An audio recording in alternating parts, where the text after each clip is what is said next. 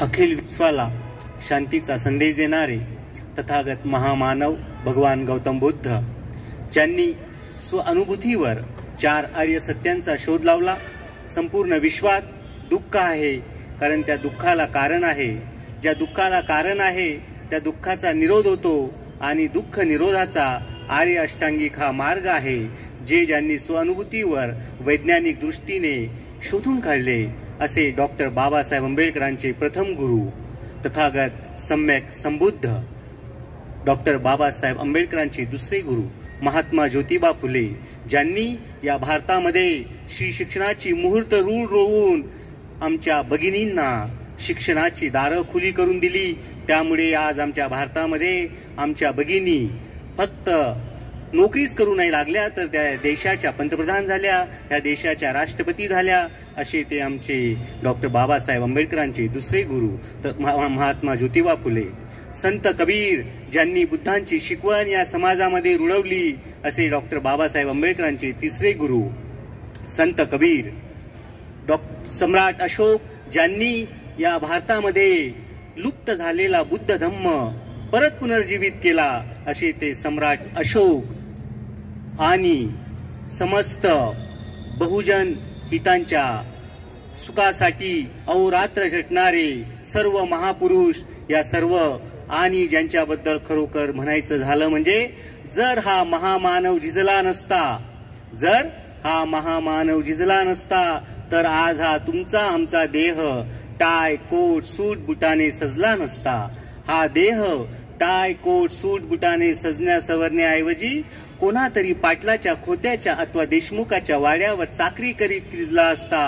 परंतु या महामानवाने आपले उभे आयुष्य जिजवले, तुम्हाला आम्हाला घडवले, म्हणून तर आज तुमच्या आमच्यासारख्या अंधांना डोळे मिळाले, लुड्यांना हात मिळाले, पांगडे पडू लागले, अनमुके बोलू लागले. असा तो महामानव विश्वरत्न डॉक्टर बाबासाहेब आंबेडकर. या सर्वांना त्रिवार अभिवादन, त्रिवार अभिवादन, त्रिवार अभिवादन.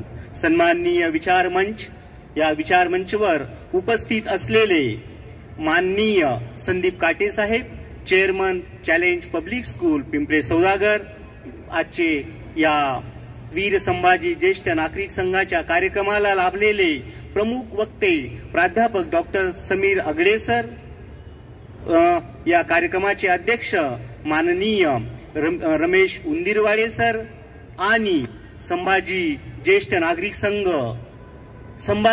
वीर संभाजी नागरिक संघ, याच्यामध्ये जो शब्द आलेला आहे ज्येष्ठ, मला या कार्यक्रमाचं आयोजन बघून खरोखर त्या ज्येष्ठ शब्दाची खरोखर म्हणजे मला असं एक वेगळं व्यक्तिमत्व वाटतंय की खरोखर हा ज्येष्ठ नागरिकांचा प्रोग्राम आहे का. मला असं वाटतं हा ज्येष्ठ नागरिकांचा प्रोग्राम नसून हे खरोखर यंग नागरिकांचा प्रोग्राम आहे, की त्यांच्यातली ती एनर्जी, त्यांच्यातलं ते साहस, त्यांच्यातलं ते धाडस, आणि इतका मोठा एक सुंदर प्रोग्राम ज्यांनी राबवला, त्यांना आपण ज्येष्ठ म्हणून त्यांचं मनोबल कमी करण्यापेक्षा ते यंग ब्रिगेड आहेत, म्हणून आपण त्यांचं मनोबल वाढवायला पाहिजे. आणि इथं जमलेले उपासक आणि उपासिका, या सर्वांना क्रांतिकारक सप्रेम सविनय जय भीम. आजचा जो आपला कार्यक्रम आहे त्याचा अमृत महोत्सवी संविधान गौरव दिवस. आपण 26 नोव्हेंबर 1949 ला डॉक्टर बाबासाहेब आंबेडकरांनी भारताचं संविधान लिहून या देशाला अर्पण केलं, म्हणून आपण हा दिवस भारतामध्ये संविधान दिवस म्हणून साजरा करतो.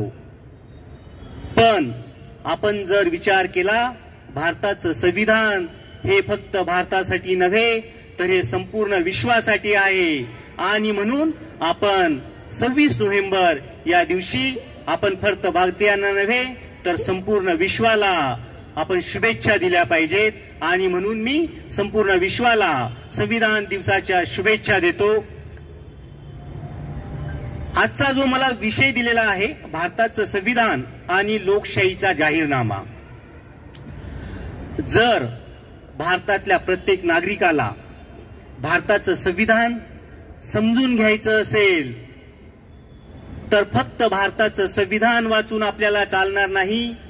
आपल्याला भारताच्या संविधानासोबत डॉक्टर बाबासाहेब आंबेडकरांनी लिहिलेला भगवान बुद्ध आणि त्यांचा धम्म, मनुस्मृती हे 3 ग्रंथ आपल्याला समजून घ्यावे लागतील. जोपर्यंत आपण हे 3 ग्रंथ वाचत नाहीत, हे 3 ग्रंथ समजून घेत नाहीत, यांच्यावर आपण विचार करत नाहीत, यांच्यावर आपण मंथन करत नाही, तोपर्यंत तुम्हाला आम्हाला भारताचं संविधान कदापिही कळणार नाही.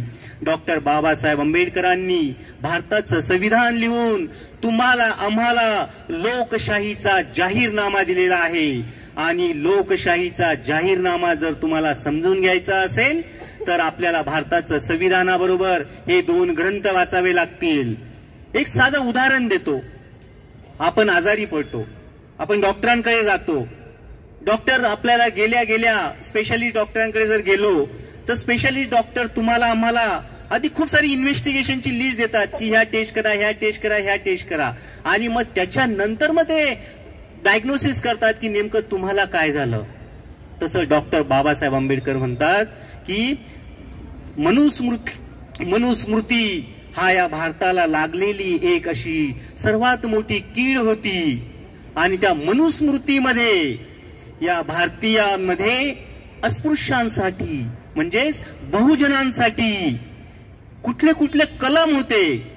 त्या मनुस्मृतीने तुम्हाला शिक्षणाचा अधिकार नाकारला, त्या मनुस्मृतीने तुम्हाला संपत्ती जपण्याचा अधिकार नाकारला, त्या मनुस्मृतीने तुम्हाला चांगले कपडे घालण्याचा अधिकार नाकारला होता.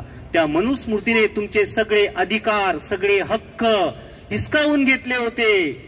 आणि जेव्हा आपल्याला कळेल की मनुस्मृतीने आमच्यापासून काय हिसकावून घेतलं, मनुस्मृतीमुळे आम्हाला काय मिळालं नाही, हे जेव्हा तुम्हाला आम्हाला समजेल तेव्हा खऱ्या अर्थानं आपल्याला भारताचं संविधान समजेल. डॉक्टर बाबासाहेब आंबेडकरांनी अहोरात्र 2 वर्ष 11 महिने 17 दिवस भारताचं संविधान लिहून तुम्हाला आम्हाला सर्व अधिकार मिळवून दिलेत. आता आपण बघूया बाबासाहेबांनी जे भारताचं संविधान लिहिलं, त्या भारताचं संविधान हे दुसरं तिसरं काही नसून डॉक्टर बाबासाहेब आंबेडकरांनी लिहिलेला बुद्धायनीस धम्म याची रिप्लिकेट कॉपी आहे. जशा एका नाण्याच्या 2 बाजू असतात तसं त्या एक नाण्याची बाजू म्हणजे भारताचं संविधान आणि त्याची दुसरी बाजू म्हणजे डॉक्टर बाबासाहेब आंबेडकरांनी लिहिलेलं भारताचं संविधान. आपण जर भारताच्या संविधानामध्ये बघितलं, डॉक्टर बाबासाहेब आंबेडकर यांनी जे भारताचं संविधान लिहिलं, जर बाबासाहेबांऐवजी भारताचं संविधान दुसऱ्या तिसऱ्या व्यक्तीने लिहिलं असतं तर त्याला कधीही त्या संविधानाला न्याय मिळाला नसता. पण बाबासाहेब आंबेडकरांनी जे भारताचं संविधान लिहिलं, त्या भारताच्या संविधानामध्ये डॉक्टर बाबासाहेब आंबेडकर ही अशी एक व्यक्ती होती की ज्यांना मनुस्मृतीने छळलं होतं. त्यांना मनुस्मृतीच्या एक कलमांविषयी बाबासाहेबांना माहिती होतं.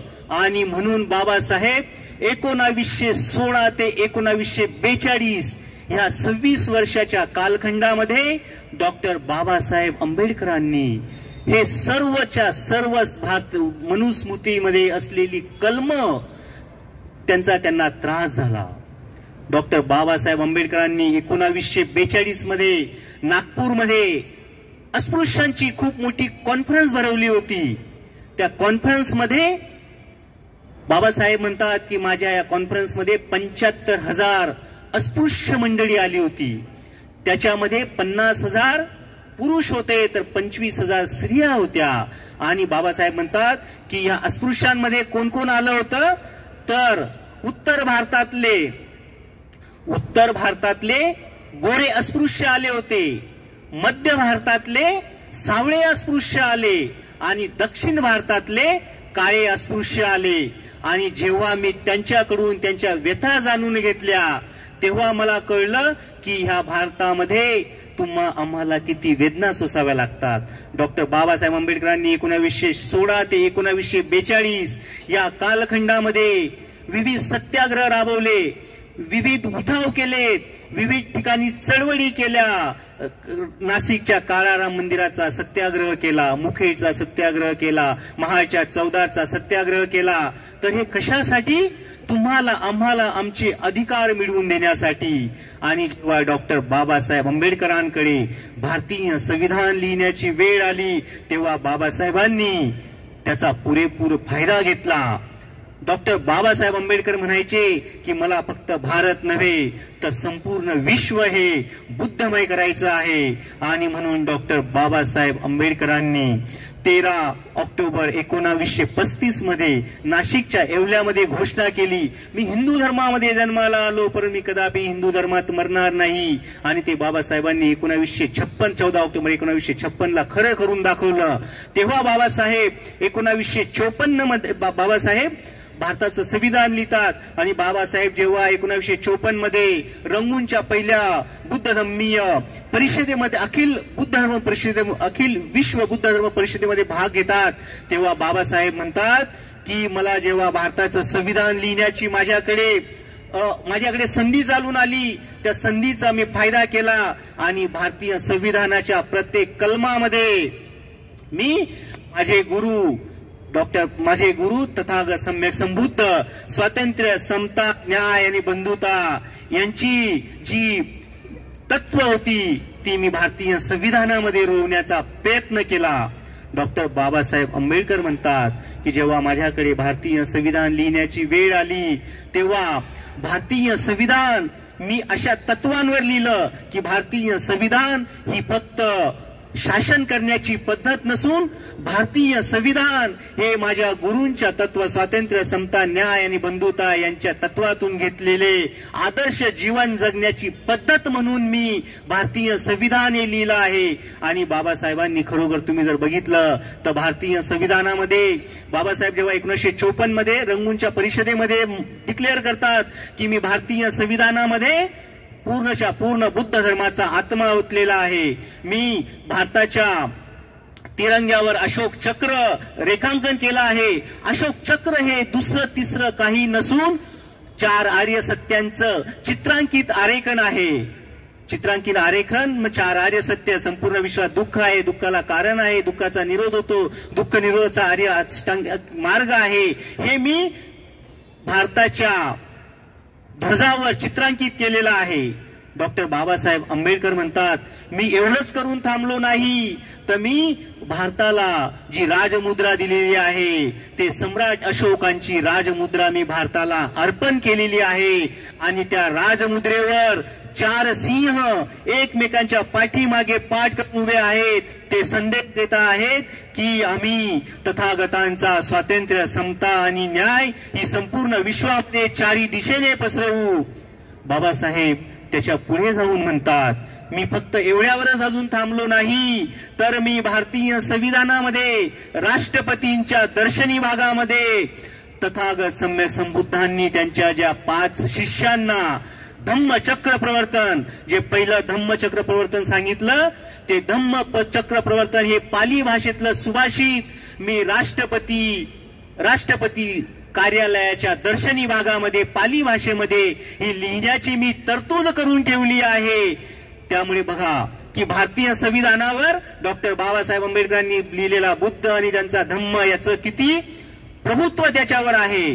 डॉक्टर बाबासाहेब आंबेडकर पुढे म्हणतात की मी एवढंच करून थांबलो नाही तर भारताच्या ज्या भाषा आहेत त्याच्यामध्ये सुद्धा मी पालीला एक अग्रगण्य स्थान दिलं आहे की पुढे पाली भाषेचा प्रचार प्रसार व्हावा आणि तथागतांचं संपूर्ण जे ज्ञान आहे, जे तत्वज्ञान आहे ते पाली भाषेमध्ये परत यावं आणि हा भारत जो आहे सुजलाम सुफलाम व्हावा, अशी डॉक्टर बाबासाहेब आंबेडकरांची धारणा होती.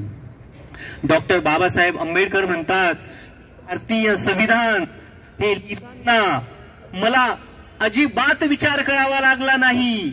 मला अजिबात कुठल्याही गोष्टीवर जास्त मला भर द्यावा लागला नाही. तर का तर हे जे भारतीय संविधान आहे याचा ऑलरेडी आराखडा माझ्या गुरूंनी बनवून ठेवला होता. बाबासाहेब म्हणतात की तथागत सम्यक संबुद्धांनी स्वातंत्र्य, समता, न्याय आणि बंधुता ही तत्व दिलीत. त्याला मी भारतीय संविधानाचा आत्मा बनवला.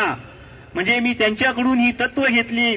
काही लोक म्हणतात बाबासाहेबांना, जेव्हा बाबासाहेबांनी ऑल इंडिया रेडिओ ब्रॉडकास्टिंगवर एक भाषण केलं होतं तेव्हा म्हणायचे की बाबासाहेब तुम्ही ही तत्व रशियन फ्रेंच क्रांतीतून घेतली. तेव्हा बाबासाहेब म्हणतात नाही, ही रशियन फ्रेंच क्रांतीतून घेतलेली नसून ही माझे पहिले गुरु तथागत सम्यक संबुद्ध यांच्या स्वातंत्र्य, समता, न्याय या तत्वांमधून घेतलेली आहे. डॉक्टर बाबासाहेब आंबेडकर पुढे म्हणतात की महात्मा ज्योतिबा फुलेंनी शिक्षणाची मुहूर्त रोल रेवली. त्यांनी शिक्षण या भारतामध्ये रुजवलं, महिलांना शिक्षणाचा अधिकार मिळवून दिला, आपल्याला शिक्षणाचा अधिकार मिळवून दिला. आणि त्या माझ्या दुसऱ्या गुरूंकडून भारतामध्ये, भारतीय संविधानामध्ये शिक्षण कसं असावं तर प्राथमिक शिक्षण हे सक्तीचं असावं आणि शिक्षण हे फ्री असावं. त्या शिक्षणाचा कलम मी महात्मा ज्योतिबा फुलेंमुळे या भारतीय संविधानात आणि त्यामुळेच आज संपूर्ण भारतात आपण बहुजन जे आहोत, फक्त भारतातच नव्हे तर संपूर्ण विश्वामध्ये जी मोठी मोठी उच्च विद्यापीठ आहेत तिथं जाऊन आपण परदेशी शिक्षण घेत आहोत. हे डॉक्टर बाबासाहेब म्हणतात की हे माझे दुसरे गुरु त्यांच्याकडून घेतली.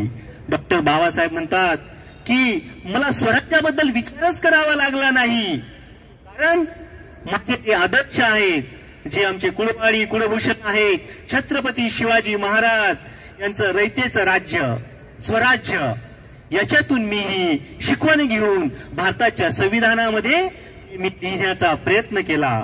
डॉक्टर बाबासाहेब आंबेडकर म्हणतात आरक्षणाची संकल्पना 1906 मध्ये राजर्षी छत्रपती शाहू महाराजांनी मांडली. त्यामुळे मला आरक्षणासाठी कुठे जावंच लागलं नाही की कुठे शोधावं. जे माझे आदर्श आहेत, छत्रपती शाहू महाराज यांनी आपल्या संस्थानामध्ये आरक्षणाची सुरुवात केली. मी त्या आरक्षणाला माझ्या भारतीय संविधानामध्ये जसंच्या तसं अंतर्भूत केलं. यापुढे डॉक्टर बाबासाहेब आंबेडकर म्हणतात की असा मला लाभलेला वारसा या भारतामध्ये महान थोर सम्राट अशोक होऊन गेलेत. त्यांची कार्यप्रणाली जी होती त्या कार्यप्रणालीतून मी भारतीय संविधानामध्ये काय घेतलं आहे, कार्यकारी मंडळ घेतलं आहे, न्याय मंडळ घेतलं आहे, कायदे मंडळ घेतले आहे. आज तुम्ही सम्राट अशोकांचं जी कार्यकारिणी पद्धत होती ती सर्व डॉक्टर बाबासाहेब आंबेडकरांनी भारतीय संविधानामध्ये अंतर्भूत केलं. डॉक्टर बाबासाहेब आंबेडकर म्हणतात की आपलं जे भारतीय संविधान आहे, जेव्हा भारतीय संविधान याची सुरुवात कशाने करावी, जेव्हा डिबेट झाले संसदेमध्ये तेव्हा मौलाना हजरत अली म्हणाले की भारतीय संविधानाची सुरुवात अल्लाच्या नावाने करावी. आपले महाराष्ट्रातले कामतजी म्हणतात की भारतीय सुरुवात जी आहे की ती देवाच्या नाव, ईश्वराच्या नावाने करावी.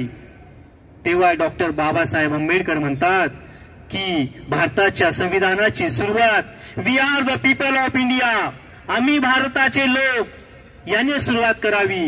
आणि मग त्याच्यावर त्या संसदेमध्ये, त्या संविधान सभेमध्ये गदारोळ झाला की हे असं कसं होणार की भारत देश हा विविध जाती धर्म पंथांचा आहे, तो त्याच्यामध्ये आपण कुठल्या तरी देवाच्या, अल्लाच्या किंवा ईश्वराच्या साक्षीने आपण त्याची सुरुवात करावी. आणि मग मतदान होतं आणि त्या मतदानामध्ये डॉक्टर बाबासाहेब आंबेडकरांच्या बाजूने 68 मतदान होतात आणि बाकींच्या देवधर्माच्या नावाने 41 मत होतात. तेव्हा डॉक्टर बाबासाहेब आंबेडकर तिथेही हा लढा जिंकतात आणि मग त्या भारताच्या संविधानाची सुरुवात होते. We are the people of India, आम्ही भारताचे लोक, असं या प्रियांबलची भारताच्या संविधानाची सुरुवात होते. आणि जेव्हा we are the people of India, आम्ही भारताचे लोक, हे जेव्हा मान्य होतं तिथं खऱ्या माणसाला स्थान मिळतं आणि तिथून या भारताच्या संविधानामध्ये माणसाचं माणूसपण जागवलं गेलं. आणि खऱ्या अर्थाने डॉक्टर बाबासाहेब आंबेडकरांनी प्रत्येक भारतीयाला, प्रत्येक माणसाला, मग तो माणूस उच्च असो, नीच असो, श्रीमंत असो किंवा तो कुठल्याही जाती धर्माचा असो, कुठल्याही पंथाचा असो, त्याला भारतीय संविधानाने समान दर्जा दिला. डॉक्टर बाबासाहेब आंबेडकर आपल्या प्रियांबल मध्ये म्हणतात, डॉक्टर बाबासाहेब आंबेडकर म्हणतात की भारताचं संविधान हे खूप मोठं आहे आणि मग बाबासाहेबांनी त्याचा सार म्हणून प्रियांबल बनवलं. त्या प्रियांबलला आपल्या भारताच्या संविधानाचा आत्मा म्हणतात, त्याला ब्रेन म्हणतात. की हा जो भारताचं संविधान आहे, प्रियांबल आहे, हे तुमचं आमचा मेंदू आहे. की जसं मेंदूमुळे पूर्ण आपलं शरीर चालतं तसं या प्रियांबलमुळे आमचं भारताचं संविधान चालतं. डॉक्टर बाबासाहेब आंबेडकर म्हणतात की त्याच्यामध्ये स्वातंत्र्य, समता, न्याय आणि बंधुता ही तत्व आहेत. पण बाबासाहेब म्हणतात की जर भारताला खरोखर भारत बुद्धमय करायचा असेल, भारतामध्ये प्रत्येक माणसाला, प्रत्येक स्त्रीला, प्रत्येक पुरुषाला न्याय द्यायचा असेल तर तो न्याय कसा पाहिजे? तो सामाजिक न्याय पाहिजे. आणि मग बाबासाहेब म्हणतात की सामाजिक न्याय ज्या माझ्या गुरूंना अपेक्षित होता तो सामाजिक न्याय मला या भारतीय संविधान लिहून अपेक्षित आहे. मग सामाजिक न्याय कसा? बाबासाहेब म्हणतात की तथागत सम्यक संबुद्ध जेव्हा रोहिणी नदीच्या पाण्यात, जेव्हा कोली आणि शाक्य या दोघांमध्ये रोहिणी नदीच्या पाण्यावरून वाद होतो आणि त्याला तथागत सम्यक संबुद्ध म्हणजे आधीचे सिद्धार्थ जेव्हा अपोज करतात की मी युद्धाच्या विरुद्ध आहे, आणि जेव्हा तो शाक्य संघाचा निर्णय होता की जर कोणी आपल्या संघाच्या विरुद्ध जाईल तर त्याला शिक्षा होईल, तर मग ते तथागत सम्यक संबुद्ध सिद्धार्थांना शिक्षा देण्याचा प्रयत्न करतात. तेव्हा सिद्धार्थ म्हणतात की हा निर्णय माझा आहे, त्यामुळे या निर्णयाची शिक्षा मला मिळाली पाहिजे, माझ्या आई वडिलांना नाही. म्हणून मग ते म्हणतात की माझ्या आई वडिलांची प्रॉपर्टी जप्त करण्यापेक्षा किंवा त्यांचं जे काही त्यांची जी प्रॉपर्टी आहे, त्यांची जी संपत्ती आहे ती जप्त करण्यापेक्षा मी हा देश सोडून जाईन किंवा मी हा देश सोडून जातो किंवा मग मी देश सोडून जाईल. हा सामाजिक न्याय बाबासाहेबांना अपेक्षित होता. त्यांनी म्हणतात की सामाजिक न्याय मला बुद्धांसारखा सामाजिक न्याय पाहिजे. डॉक्टर बाबासाहेब आंबेडकर म्हणतात सामाजिक न्याय कसा असावा? जो महात्मा ज्योतिबा फुलेंनी सामाजिक न्याय सांगितला तो सामाजिक न्याय मला या भारताच्या संविधानामध्ये अपेक्षित आहे. आणि मग ते महात्मा ज्योतिबा फुलेंचं उदाहरण देतात की या पुण्यातल्या काशीबाई नावाची एक विधवा स्त्री जेव्हा ती गर्भवती होते आणि ती आत्महत्या करण्यास प्रवृत्त होते, आत्महत्या करायला जाते, तेव्हा हे फुले दाम्पत्य सावित्री माई आणि महात्मा ज्योतिबा फुले त्यांना आत्महत्या करण्यापासून प्रवृत्त करतात, त्यांना आपल्या घरी आणतात, त्यांचं बाळंतपण करतात. त्या बाळंतपणामध्ये त्यांचं बाळंतपण आमच्या सावित्री माई स्वतःच्या हाताने करतात. त्यांना मुलगा होतो. आणि आता प्रश्न आला की त्या काशीबाई म्हणतात की माई आणि बाबा तुम्ही तर मला प्राण वाचवला, माझ्या बाळाला जन्म देखील दिला, पण या बाळाला आता कोण ऍक्सेप्ट करेल? तेव्हा महात्मा ज्योतिबा फुले म्हणतात की ह्या मुलाला मी यशवंत नाव देणार आणि त्याला माझं दत्तक मूल म्हणून स्वीकारणार. महात्मा ज्योतिबा फुलेंनी त्या बाळाचं नाव यशवंत ठेवलं, त्याला डॉक्टर केलं आणि दत्तक मूल म्हणून स्वीकारलं. बाबासाहेबांना महात्मा फुल्यांनी जो सामाजिक न्याय सांगितला हा सामाजिक न्याय बाबासाहेबांना भारतीय संविधानामध्ये अपेक्षित होता. बाबासाहेब म्हणतात सामाजिक न्याय असावा तर तो कसा असावा? डॉक्टर बाबासाहेब आंबेडकर म्हणतात शाहू महाराजांनी सांगितलेला सामाजिक न्याय मला अपेक्षित आहे भारतीय संविधानामध्ये. जेव्हा 1906 मध्ये डॉक्टर शाहू महाराज आपल्या संस्थानामध्ये आरक्षणाची सुरुवात करतात आणि गंगाराम कांबळे नावाच्या एका बहुजनाला आपल्या कार्यालयामध्ये नोकरी देतात. महाराजांच्या गैरहजेरीमध्ये ते वरिष्ठ जातीचे जे विद्वान असतात ते त्यांना खूप त्रास देतात, खूप छळतात, त्यांना मारतात आणि मग गंगाराम कांबळे आपली नोकरी सोडून पळून जातो. तेव्हा शाहू महाराज जेव्हा परत येतात आणि मग शाहू महाराज विचारतात की गंगा कुठे गेला? तेव्हा म्हणतात की महाराज असं घडलं, शाहू गंगारामला आणि तो आपली नोकरी सोडून गेला. मग शाहू महाराज त्यांना बोलवतात, त्यांना म्हणतात गंगाराम मी असताना तुला परत तुझ्यावर असे अत्याचार अन्याय होणार नाहीत. तेव्हा गंगाराम कांबळे म्हणतात की नाही महाराज मला नोकरी नको. मग शाहू महाराज त्या गंगाराम कांबळेंना स्वतःच्या पैशाने एक हॉटेल टाकून देतात आणि मग परत गंगाराम कांबळे म्हणतात की महाराज एका अस्पृश्याच्या हॉटेलवर कोण येणार? तेव्हा महाराज म्हणतात अरे तुझ्या हॉटेलवर मी या सर्व ब्राह्मण मंडळींना घेऊन येईल आणि तुझ्या हॉटेलवर चहा पेईल. महाराज खरोखर तसेच करायचे. जेव्हा महाराज सकाळी राज्याचा फटका मारण्यासाठी निघायचे कोल्हापुरामध्ये, ते आधी गंगाराम कांबळेच्या हॉटेलात जायचे, तिथं चहा घ्यायचे, सगळ्यांना चहा पाजायचे. असा सामाजिक न्याय बाबासाहेबांना भारतीय संविधानामध्ये अपेक्षित होता. बाबासाहेबांना सामाजिक न्याय कसा अपेक्षित होता की जेव्हा बाबासाहेबांनी जेव्हा शाहू महाराजांनी आरक्षणाची सुरुवात आपल्या संस्थानामध्ये केली आणि त्यांच्या राज्यातले गणपतराव अभ्यंकर शाहू महाराजांना म्हणतात की शाहू महाराज, तुम्ही ह्या आरक्षणाची सुरुवात केली, तुम्ही सर्व बहुजन आरक्षण द्याल, हा आमच्यावर अन्याय आहे आणि त्यात शिकलेली मंडळी नाही, मग ते काय करतील. तेव्हा शाहू महाराज त्यांना आपल्या घोड्याच्या तबेल्यात घेऊन जातात आणि त्या पूर्ण घोड्याच्या तबेल्यामध्ये त्यांचा जे वैरण असतं ते वैरण असं आयरा वैरा टाकतात. त्याच्यामध्ये ती सगळी घोडी जी आहेत की सर्वच्या सर्व तुटून पडतात आणि त्याच्यामध्ये जी लुडी पांगडी घोडी होती, जी कमकुवत होती, ती म्हणायची की आपण जर यांच्यामध्ये गेलो तर आपल्याला खायला तर काही मिळणारच नाहीत, त्यांच्या 2-4 लाता आपल्याला खाव्या लागतील आणि म्हणून ती मागेच राहिली. तेव्हा शाहू महाराज त्यांना सांगतात ते उदाहरणाने, बघा ज्यांना आरक्षण दिलं आहे हीच ती कमकुवत घोडी आहे.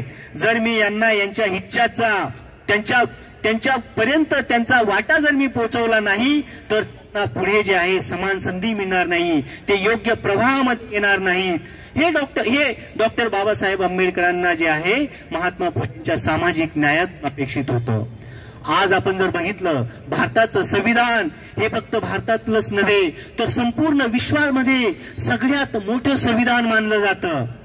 आपण जर बघितलं की कॅनडाचं जे संविधान आहे त्याच्यामध्ये फक्त 153 कलम आहेत आणि कॅनडाचं संविधान लिहिण्यासाठी त्यांना जवळजवळ 2.5 वर्ष लागली. अमेरिकेचं संविधान हे फक्त 7 कलमांचं आहे, त्यांना लिहायला जवळजवळ 4 महिने लागले. ऑस्ट्रेलियाचं संविधान 157 कलमाचं आहे, त्यांना लिहायला 9.5 वर्ष लागली. भारताचं संविधान हे 395 कलमाचं आहे.